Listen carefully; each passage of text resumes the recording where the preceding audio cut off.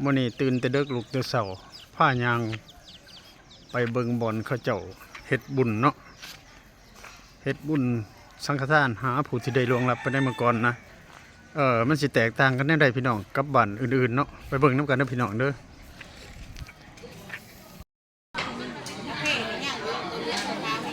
เนี่ยตีพี่น้องมันซอยเฮ็ดอยู่เฮ็ดกินพี่น้องแต่ดึกแต่เช้าเด้อเด้อ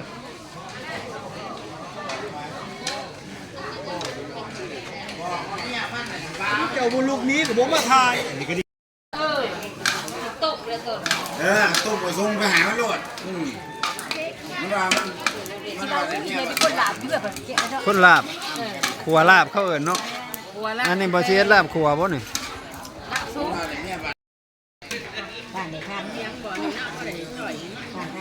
นี่แม่นญาติพี่น้องทั้งภายยิ่งเนาะภายยิ่งของเราเฮาก็ได้มาเฮ็ดอยู่เฮ็ดกิน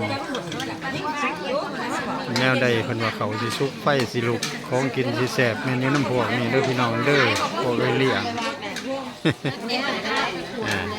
เห็นบ่ซอยกันพี่น้องคนละไม้คนละมือจังซี่ละบ้านเฮาเนาะมีการสบซอยเหลือซึ่งกันและกัน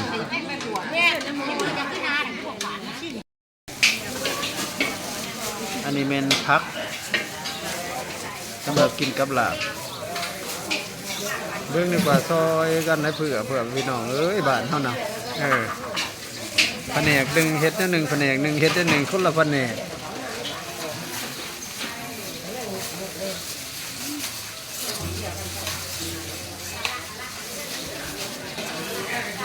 ผู้ใดอยากซอยเราเด้อบ่นี่เด้อนี่แม่นพวกญาติพี่น้องเนาะได้มาซอยพวกอยู่พวกกินเด้อพี่น้องเด้อแต่มีอาหารแล้วก็ได้พร้อมเพียงกันมาซอยเฮ็ดอยู่เฮ็ดกินในตอนเช้า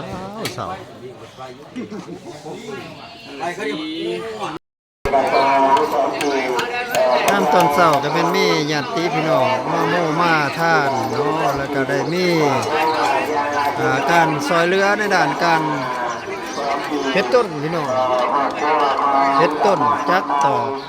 เกี่ยวกับกองบุญเด้อนี่เด้อมีมะพร้าวมีผงมีเทียน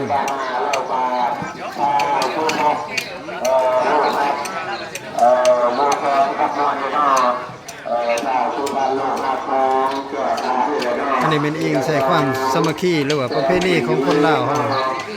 บ้านห้วยเนาะที่ว่าเคยเฮ็ดกันมานะพี่น้องบ้านห้วยนครไกรสอนแขวงสวรรณเขตของพวกเฮาแม่นมีการช่วยเหลือกันนี่ก็คือพวกมาโมมาทาน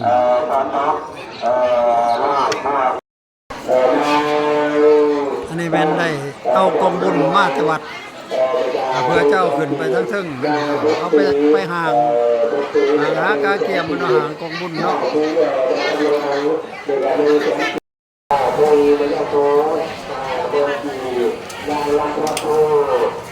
แม่นวัดนี้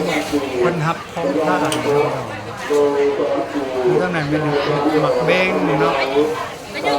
นี่เป็นหอยต้นมีทั้งเฮือน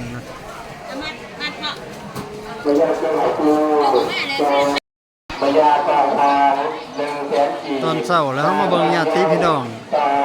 มาซอยเนาะหรือว่ามาอุปโมทนาเด้อพี่น้องเด้ออยู่ในเฮือนเพิ่นสร้างน้ำทำบุญได้เฮ็ดบุญเด้อพี่น้องอันนี้แม่นบุญแจกข้าวหรือว่าบุญอุทิศทำบุญอุทิศ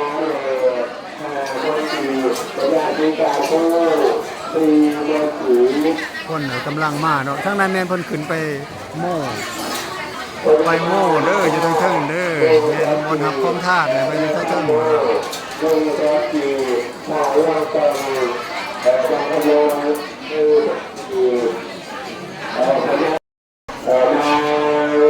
อันนี้แม่นได้เอากองบุญมาแต่วัดเพื่อเจ้าขึ้นไปทั้งทึ่งเอาไปห่างหากาเกียมมันห่างกองบุญเนาะ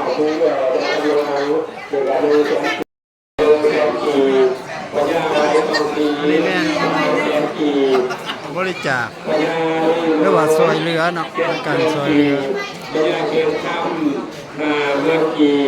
นั่งจันทร์ หาเมื่อกี้ นี่มันคือการซอยเรือซึ่งกันและกันพี่น้องเอ้ยหลังจากนั้นก็มีท่านโฆษกเพิ่นประกาศรายชื่อผู้ที่มาประกอบส่วนร่วมมาสุขอยู่มาซอยเรือ หาเมื่อกี้นางสวัสดิ์คน100,000 กีบกำลังเข้ามาบริจาคเนาะ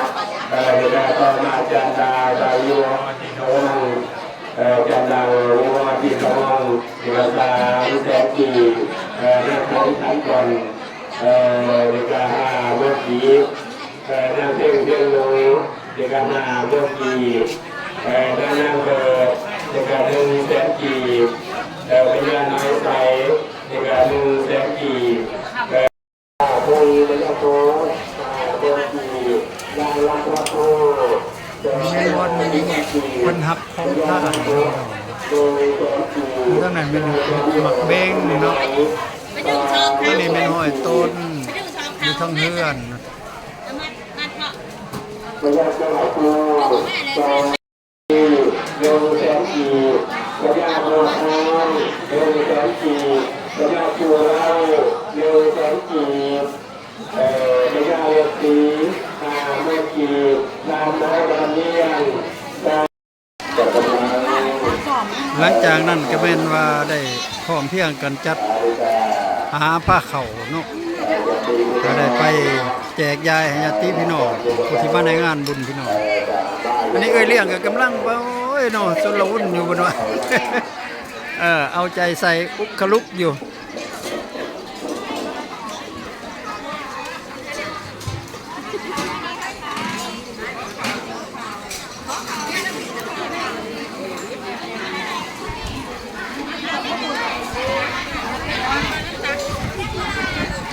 อันนี้แหละเพิ่นว่า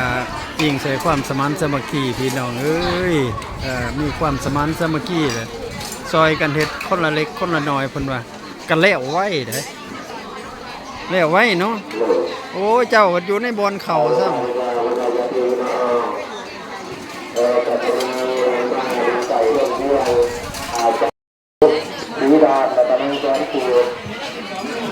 ตอนนี้กำลังรับประทานอาหาร โอ้ครับ100,000 ราตา100,000ระยะสีตาแต่100,000น่าเป็นตัวนา1,000 บาท1,000 ข้าวลงนั่งดูหลังนี้ มาเบิ่งการรับประทานอาหารเด้อมีน้ำบ่ดีคนหลายๆพี่น้องทั้งน้องเด็กก็แม่นกำลังรับประทานอาหาร กันเมือง100,000 ควรตรวจ100 บาทใช้ต้นมาบนสู่ชุดบาทชุดแปด100,000 ชิ้น100,000 ไม่แค่ผู้ชาย100,000 มีญาติผู้พ่อ100,000 นางราชยินดี